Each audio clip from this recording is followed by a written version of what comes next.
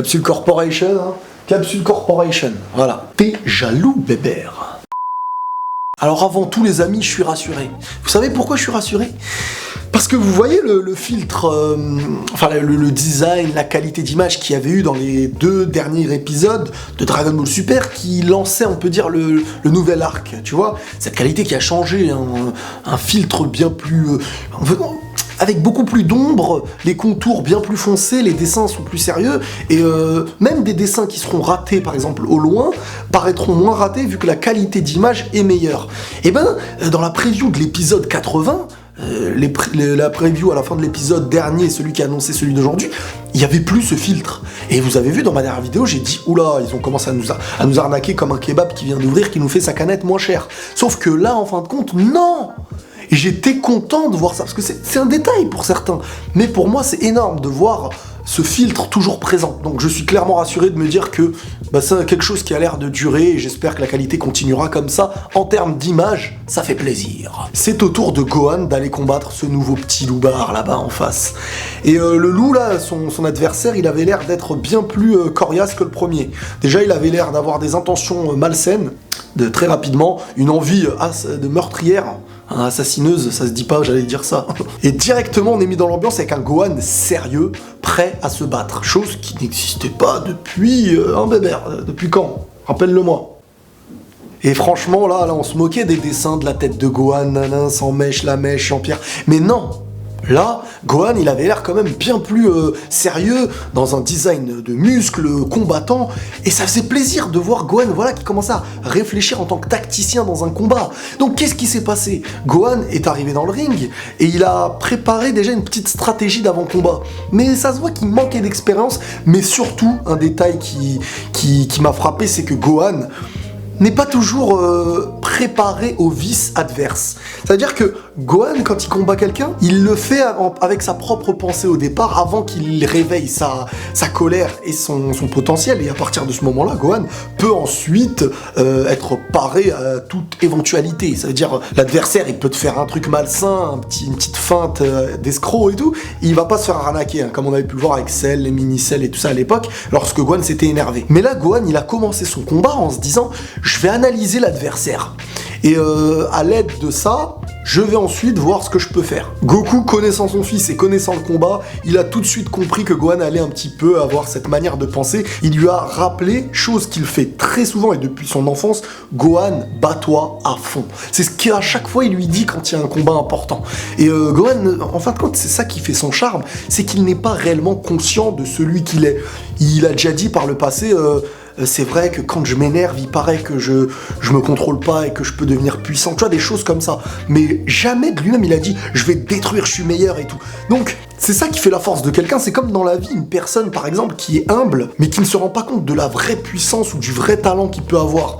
Et ça je trouve que ça dégage un très gros charme et beaucoup de charisme à la personne. Mais lorsque Goku lui a dit « Gohan, fais confiance à ton pouvoir, éveille ton potentiel et donne-toi à fond », il s'est dit, je pense en se rappelant un petit peu le passé et son pouvoir, il a dit ouais, vas-y, je vais combattre sérieusement, je vais pas faire le mec qui réfléchit 2 heures, on va se battre sérieusement, j'ai confiance en mon pouvoir, même si ça fait longtemps que je suis pas monté dans un ring, que je suis pas très assidu dans les entraînements et tout ça, je vais me donner. N'oublions pas la particularité des adversaires, c'est qu'on ne peut pas ressentir leur ki.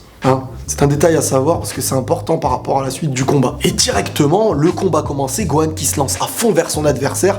C'est un combat acharné avec des petits coups, des trucs comme ça, sauf qu'à un moment donné, un détail quelques minutes après, Gohan met un coup de poing, son adversaire s'accroche à son poing, et voilà, le vice de l'adversaire que Gohan a toujours un petit problème à analyser au départ parce qu'il combat un petit peu de manière saine. C'est comme dans le football, je vais faire une comparaison avec le foot, c'est un défenseur qui se met à défendre sur un attaquant de manière trop gentille. Et à un moment donné, si t'es un attaquant, si l'attaquant est un genre d'escroc, il va t'arnaquer. Faut être dur sur l'homme, dur. Ok bébert ? De manière sportive, bien sûr. Et Gohan s'est directement fait arnaquer parce que son adversaire a clairement jeté un poison sur lui. Il lui a craché de la fumée qui était un poison. Et à ce moment-là, Gohan a perdu la vue pendant le combat. Et on peut dire qu'il a fait un combat à l'aveugle. Je sais que Ronaldinho, il te lâche des passes à l'aveugle, mais c'est pas la même chose, Ce qui se passe à ce moment-là, c'est qu'on est face à une situation très délicate. Dans un avant-tournoi qui peut être très important parce qu'on ne sait pas réellement ce que va décider Zeno, et Gohan devient aveugle, c'est le deuxième combat. Si Gohan perd ce combat, bah, il en reste qu'un. À ce moment-là, Gohan commençait à se faire enchaîner, il était par terre, ça devenait compliqué, il ne pouvait ni voir son adversaire, ni ressentir son ki. Comment fallait faire? Un truc marrant, les amis, c'est que pendant ce combat, on a compris que les Kaioshin et tout ça, là, de l'univers à Goku, ils avaient ramené des senzu, des haricots magiques. Le truc, tu le manges, tu vas mieux. Et tu pouvais l'utiliser même pendant ton combat, à la base, parce que le combat d'avant, Basile, là, l'adversaire debout, bah, il avait bien utilisé un petit boule de je sais pas quoi, pour reprendre de la puissance et gonfler. Donc, si Goku, Gohan et les autres peuvent manger un senzu pendant le combat, bah, tu te dis quelque part, c'est bon, ils vont toujours gagner. Sauf que non! La politique du Saiyajin, de Gohan, de Goku, Vegeta aussi, il est un peu dans cette optique, c'est que non, on est là pour combattre avec les normes du combat, les règles du combat, on est des combattants dans l'âme. Et bien que Gohan n'est pas le combattant inné qui a cette haine du combat, qui peut tuer et tout ça, bah ça reste un combattant qui a un honneur, il est vu par son père et il a beaucoup de choses à prouver. Et le petit Kaioshin dit à Gohan, on va lui donner un senzu, comme ça il va revenir, il aura plus de poison et il pourra se battre, il va retrouver la vue. Mais Gohan, comme un homme, a décidé non, de faire son combat avec l'handicap du combat, et son énergie, sa puissance et sa réflexion, ça permettra de l'évoluer, même de l'évaluer et de l'évoluer. Et Goku a clairement dit que c'est un excellent entraînement pour Gohan, celui-ci qui n'est pas capable de voir son adversaire ni de le ressentir, eh bien, il va falloir qu'il développe des facultés différentes. Et c'est vrai que quelque part, on a pu voir dans le combat que Gohan, par la suite, a un petit peu compris une nouvelle manière de combattre sans la vue et sans le fait de ressentir le ki de l'adversaire. Et c'est là que Gohan a commencé à élaborer une nouvelle tactique. Il entendait les pas de son adversaire, et au moment où celui-ci allait lui mettre des coups, eh ben, il était préparé, on peut dire, parce qu'il savait à peu près où le mec était, quoi. Il a développé, on peut dire, un nouveau sens. Mais son adversaire, il est pas bête. Il a commencé à s'envoler un petit peu.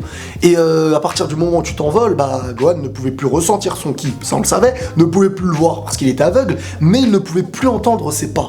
Donc là, il était face à une situation où tu fermes les yeux. C'est comme s'il y a un moustique qui vient te piquer que tu n'entends pas. Donc à chaque fois il vient, pac, il te pique. Mais comment tu peux savoir qu'il est là si tu fermes les yeux? Et si tu ne l'entends pas? Parce qu'il fait pas de bruit. C'est compliqué. Donc ça devenait compliqué pour Gohan, celui-ci s'est transformé en Super Saiyajin. Et là le combat était différent dans le sens où le ki de Super Saiyajin, qui a on peut dire qui s'est évaporé autour de lui, a un petit peu ressenti l'adversaire en fonction de l'endroit où il était, tu vois, ne cherche pas à comprendre, c'est logique, c'est simple. Et c'est compliqué. Et là, lorsqu'il est en Saiyajin, il commençait à détruire son adversaire et tout. Sauf que, la puissance du Saiyajin, le ki en toi et toute cette énergie, bah, faisait que, tu vois, quand on est conscient que le Super Saiyajin, ça multiplie ton énergie, ça multiplie ta rapidité, ta vitesse, enfin, toutes ces choses-là. Mais ça rend ton corps, on va dire, un peu plus réactif, tu vois, ça lui met du peps. Et ben là, le problème, c'est que Gohan avait du poison en lui. Et ça a multiplié le développement des cellules cancéreuses ou maladives, là, ou je sais pas quoi. En gros, ça a favorisé le développement du poison dans le corps de Gohan. Et plus il combattait en Super Saiyajin, et plus ça devenait dur pour lui, jusqu'à ce qu'il perde sa transformation et qu'il était vraiment en difficulté sur le moment. Alors, pour en revenir au senzu, au haricot magique, il y a un truc que je me suis dit, mais qui n'a pas été respecté. Tu vois, Satan, Hercule, l'épisode d'avant, là, de Boo, là, ouais, l'épisode d'avant, je crois, Hercule, il était tombé, hein, il était dans les vapes. Ils ont attendu que Boo termine pour lui redonner de l'énergie. Et pourquoi ils lui ont pas donné un senzu? Il est pas respecté, ce garçon. On sait que le Kaioshin, que tous les autres peuvent lui redonner la vie normale et tout, ils l'ont laissé par terre. Il y a du racisme. Du racisme anti-terrien, peut-être. Anti-mortel, je sais pas, parce que Goku mortel, ouais, bon, je sais pas. Bon, je vous ai dit que Gohan était en difficulté, mais malgré tout, il s'est donné à fond. Il s'est retransformé en Super Saiyajin. Et là, ce qui s'est passé, c'est qu'on a eu un Gohan conquérant de sa puissance, qui ne voulait pas lâcher l'affaire. Il a combattu en sachant que le poison adverse se développait en lui de manière rapide, très très vite. Sa peau, elle devenait violette. Ça ressemblait à un Kaioshin bizarre. Et il s'est donné à fond, il savait que sa puissance était meilleure que son adversaire, il a commencé à le défoncer, il l'a attrapé, il l'a monté très très haut, et ensuite il l'a redescendu, il l'a boomé dans le sol. Donc Son adversaire était KO, hein, c'est clair. Sauf que là, Gohan, le poison commençait à être trop pour lui, quoi. Gohan s'est levé, il a dit « j'ai gagné ». Normalement, dans un tournoi des arts martiaux sur Terre, il a gagné. Parce que, rappelez-vous, le premier tournoi dans Dragon Ball que Goku avait fait lorsqu'il s'était battu contre Jackie Chun, alias Tortue Géniale, à la fin, ils étaient tombés tous les deux. Et il fallait se relever, le premier, et dire j'ai gagné, si je me trompe pas, pour avoir gagné. Donc là, Gohan s'est relevé pendant que l'autre était par terre en disant j'ai gagné. Sauf que là, Gohan, après avoir dit j'ai gagné, il est tombé. Et les règles ne sont pas les mêmes. Là, il n'y a pas de règles hein. Dans ce combat. Vous savez, il y a du poison, il y a des sangsues, il y a des boules de je sais plus quoi pour les manger, Basile, machin chouette. Et c'était chaud. En parlant de Basile, il y a un détail qui m'a tué dans l'épisode. À chaque fois qu'on voyait le Kaioshin de l'univers 9 avec les loups et tout ça là qui restait, il y avait Basile, celui qui avait perdu contre Boo, qui était assis. On dirait il boudait le gars. Il était comme ça.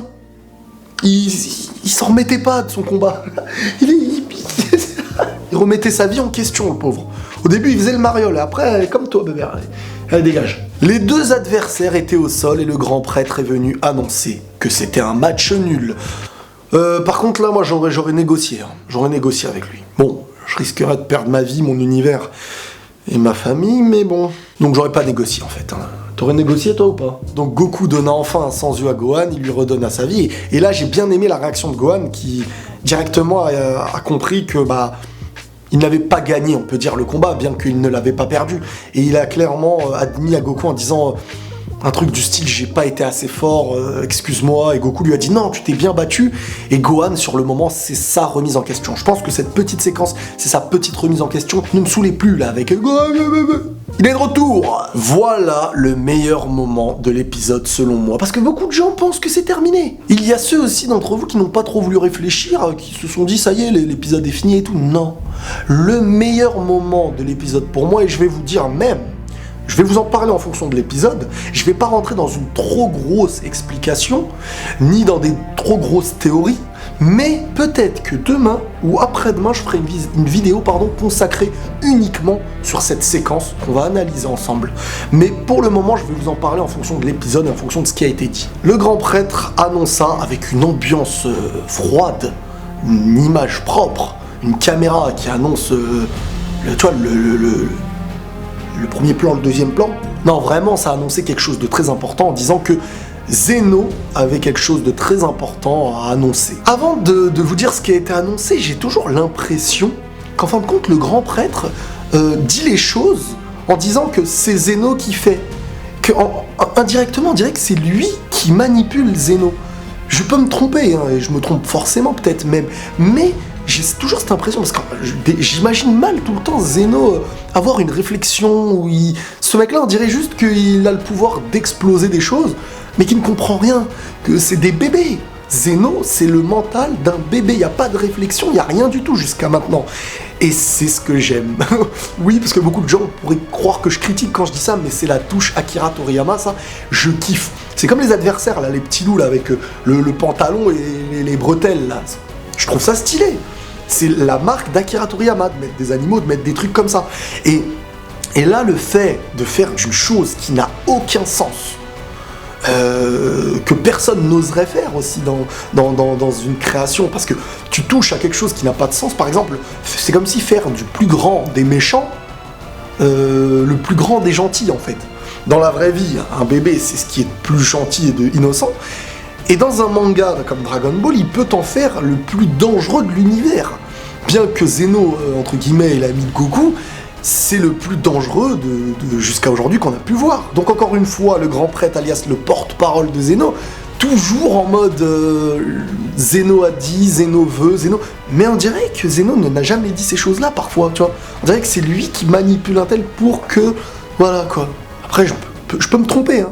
Alors il expliqua clairement que, bon, je vais parler au singulier parce que j'en ai marre de dire les Zeno, je vais dire Zeno. Bon, on va dire que les deux en font qu'un parce que c'est un du futur, un du présent, machin. Zeno est très ému que les mortels du plus bas niveau font de très beaux combats. Et là, directement, plus bas niveau, mortel, beau combat. Là, tu commences déjà à... C'est passé un petit truc dans ta tête. Mais c'est pas fini. On apprend que Zeno a évalué les 12 univers. On va dire que t'es le chef de 12 boîtes. T'évalues les 12 boîtes et tu fais un classement. Le classement qui est fait ne parle pas de puissance. Il a été détaillé dans la traduction et tout ça que on ne parle pas de puissance. La note qui est donnée, on va dire, on va parler de bon fonctionnement d'un univers, de l'équilibre d'un univers, que chaque rôle est bien fait. En gros, la qualité dans son ensemble de l'univers. Et l'univers de Goku, il est noté 3,18 sur 10. Et en plus de ça, ils sont avant-derniers. Ah bah là, ça fait tâche, hein. Sur un CV, sur une lettre de motif, sur ce que tu veux. Et qui est le dernier univers en termes de qualité, d'équilibre de ce que tu veux? C'est l'univers 9, celui avec Basile, les loups et le Kaioshin bizarre là. Donc, jusqu'à là, on se dit, c'est quoi la qualité d'un univers? Et ben selon moi et selon ce qu'on a pu voir de l'épisode, lorsqu'on a vu Beerus dire au petit Kaioshin « Ouais mais voilà c'est ta faute, t'as pas voulu vraiment faire les choses, tu regardais les terriens et tu comptais sur eux pour voir comment ils allaient évoluer et tout ça et tout ça. » Et de l'autre côté, la réponse du petit Kaioshin, il a dit à Beerus « Mais attends, t'es sérieux toi, tu fais que dormir, donc c'est un petit peu ta faute. » Et quelque part sur cette dispute, on comprend clairement pourquoi l'univers est mal foutu. C'est un petit peu comme si tu notais une équipe de foot, de hand ou peu importe le sport que tu veux. Quand il n'y a pas une cohésion d'équipe, l'équipe ne peut pas réussir. Donc on ne pourra pas donner une bonne note à une équipe, à un truc collectif qui se passe mal. Par contre, dans un sport individuel comme à la boxe, on note le boxeur. Et bien sûr, il a quelqu'un au-dessus qui est son coach, mais on notera le boxeur. Et un univers dans Dragon Ball, c'est pareil, on a pu l'apprendre avec Dragon Ball Super maintenant. Chacun est au-dessus de quelque chose et chacun a un rôle. Il y a les terriens mortels, mais au-dessus de tout ça, il y a les Kaioshin et les Akaishin. Et ce qui se passe en fin de compte, c'est que, comme je vous l'ai dit, c'est un petit peu le yin et le yang. Et lorsqu'on en tue un, on tue l'autre. Ça veut dire que l'un va avec l'autre. Si l'un va avec l'autre et que le boulot de l'un et de l'autre sont clairement à l'inverse, un petit peu comme la raison et la passion, on est dans un équilibre. Il faut pas que celui-ci en fasse trop, il faut pas que celui-ci en fasse trop. Mais si tous les deux n'en font pas, boum, la balance elle tient, mais sur rien. Et quand on voit clairement l'attitude de Beerus, ou même j'ai envie de dire de Whis, qui est clairement rentré dans le même jeu que Beerus, mais Whis quelque part c'est celui on peut dire qui coach. Si le Akaishin, qui est censé détruire lorsqu'il faut qu'une chose soit détruite, ne le fait pas convenablement, il y a un déséquilibre, je pense, et que la note de l'univers commence à baisser. Si le Kaioshin gère mal aussi son rôle de création, en sachant, en voyant ce qui est bien et tout ça chez le mortel, il y a aussi un déséquilibre. Quand on voit que Beerus, par exemple, il a favorisé la Terre, qu'il ne la détruit pas uniquement parce qu'il y a de la nourriture, mais qu'il peut détruire un univers qui n'a rien fait de mal, uniquement parce que leur plat ne te convient pas, tu comprends que son rôle n'est pas bien fait. Chose encore importante, les voyages dans le temps. Beerus, oui, étant conscient du voyage dans le temps qui ont été faits, ça ne leur a pas posé de problème. Ils en ont parlé, ils ont dit c'est très dangereux, attention, il ne faut pas que Zeno soit au courant. Whis a utilisé le voyage dans le temps, lui aussi, pour revenir dans le passé. Lors du combat contre Freezer, la Terre aurait dû être détruite. Il y a eu Mirai Trunks qui est parti, qui est revenu, son univers est parti en vrille. Il y a eu le Kaioshin Zamasu qui est parti dans le futur de Trunks, qui est revenu, qui a touché. Il y a eu tellement d'impact dans ces univers-là. Et un détail important, c'est que le Zeno du futur de Trunks, lorsqu'il a vu, on peut dire que l'univers partait en vrille dans son époque, il a compris qu'il y avait plus cet équilibre, les Kaioshin même n'étaient plus présents, il y avait plus d'Akaishin dans le futur de Trunks, il l'a détruit. Et on y vient car le grand prêtre a rajouté par la suite une chose importante. Il y avait déjà eu cette discussion de Zeno qui expliquait qu'il y avait trop d'univers, et le fait que Goku ait proposé un tournoi entre les univers, ce qui se passe c'est que ça peut coïncider avec l'idée, et ça a été une très bonne opportunité pour Zeno. Et le grand prêtre, moi je le mets toujours dans l'histoire maintenant parce qu'il est louche, en gros ça donne l'opportunité aux univers les plus faibles en termes d'équilibre, en fin de compte, de pouvoir survivre. Car quoi qu'il arrive, l'objectif de Zeno, comme l'avait dit Whis, c'était en fin de compte de détruire les univers qui géraient mal leur monde, de la faute peut-être des Kaioshin et des Akaishin de leur univers, pour en fin de compte tout détruire et peut-être faire quelque chose de nouveau. Mais on va rentrer dans les théories dans une autre vidéo. Un autre détail à savoir, c'est que les univers les mieux notés, ceux qui sont les mieux équilibrés, ceux qui sont les meilleurs élèves de toute la classe, les univers 1, 12, 5, 8, si je me trompe pas, sont dispensés. Parce qu'ils sont les meilleurs élèves, on peut dire, les meilleurs univers, les mieux notés. Ça veut pas dire les plus forts. Donc tout se passe bien, il y a les gentils, les méchants, les Akaishin font bien leur job, les Kaioshin font bien leur job, et peut-être en fin de compte les participants bah, seront tout simplement les plus dangereux, parce que, j'ai envie de dire, ceux qui gèrent mal leur univers, bah, ça peut faire naître des choses très dangereuses, comme on a pu le voir avec Zamasu, avec Black Goku et tout ça. C'est d'une chose qui se déroule mal qu'on fait naître les mauvaises herbes, qu'on fait naître les mauvaises choses. Donc je pense que les plus gros méchants bah, viendront tout simplement à la suite dans les univers restants, ceux qui jouent leur survie, quoi, parce que leur univers est mal géré. L'univers le moins bien noté, comme je vous l'ai dit, c'était l'univers 9. Celui avec les loups, là, les 3 loups, là, le trio des dangers, mais avec le Kaioshin, qui la joue un petit peu Akaishin, et le Akaishin, celui qui est le roux, là, avec sa barbe, destruction, machin, et ben, lui, il a l'air d'être le Kaioshin. En fait, ils sont inversés tous les deux. Et je pense que ça montre clairement que leur univers est le moins bien noté, en fonction du rôle de chacun qui est le moins bien géré. Tu vois le Kaioshin qui est censé être quelqu'un de... Bah, son rôle n'est pas d'être dans la destruction, il est pour la destruction. Et à l'inverse, l'autre qui n'a pas l'air d'être pour le mal, quoi. Donc, leur univers est clairement le dernier, et ça se voit sur ce qu'on a pu voir d'eux, sur le peu même qu'on a pu voir d'eux. Donc en gros, pour résumer ce qui a été dit, bah en fin de compte, Goku n'est pas si mauvais dans l'histoire, parce que Zeno avait quand même pensé à supprimer les univers en trop qui étaient les moins bien, en fait. Les moins bien notés. Donc, quelque part... Il y a au contraire une chance de sauver un univers parmi les plus faibles. Et bien sûr, l'univers 7, celui de Goku, fait partie de ses plus faibles. Un truc important qu'on apprend aussi, c'est que les Whis, ceux qui sont appelés dans le manga les anges, eh ben, seront en fin de compte, eux ne meurent pas. Hein, je pense que si l'univers est détruit, eux repartent, voilà, tranquilles dans la baraque du grand prêtre, entre guillemets. Faut savoir aussi... Un truc qui revenait par mes abonnés et que j'ai bien apprécié dans les commentaires, c'est qu'il y en a qui m'ont dit qu'en fin de compte, le grand prêtre, celui qui est appelé par Whis père, bah, je pense que c'est plus père dans le sens respect, il est, on veut dire, de leur fonction, celui qui est le plus haut. Et peut-être à l'image de certaines religions, mon père, il l'appelle peut-être dans ce style-là, par respect en montrant la supériorité, un petit peu un délire à la sama en japonais. Et je pense vraiment que ce n'est pas le père, je suis ton papa, hein, tu es mon fiston, on va aller au parc faire du toboggan. Tu vois, je pense pas que c'est dans l'univers papa, je pense bien plus que c'est dans le délire père en termes de fonction. J'ai pas trop envie d'en dire non plus parce que comme ça fera une bonne petite vidéo uniquement consacrée sur ce que le grand prêtre avait pu dire. N'hésitez pas à me dire aussi comment je pourrais appeler cette future vidéo. Ce que le grand prêtre a dit. Non. Les univers sont-ils en danger ? Sinon, en dehors de ça, n'hésitez pas à lâcher vos commentaires habituels, ça fait plaisir. On est de plus en plus. N'hésite pas à t'abonner, à te réabonner, à activer tes notifications, à faire tout pour Bébert. Parce que Bébert, il vous aime beaucoup, je vous dis la vérité. Là, je sais, faites pas le timide. Prenez tous soin de vous, sincèrement. Et la paix sur vous.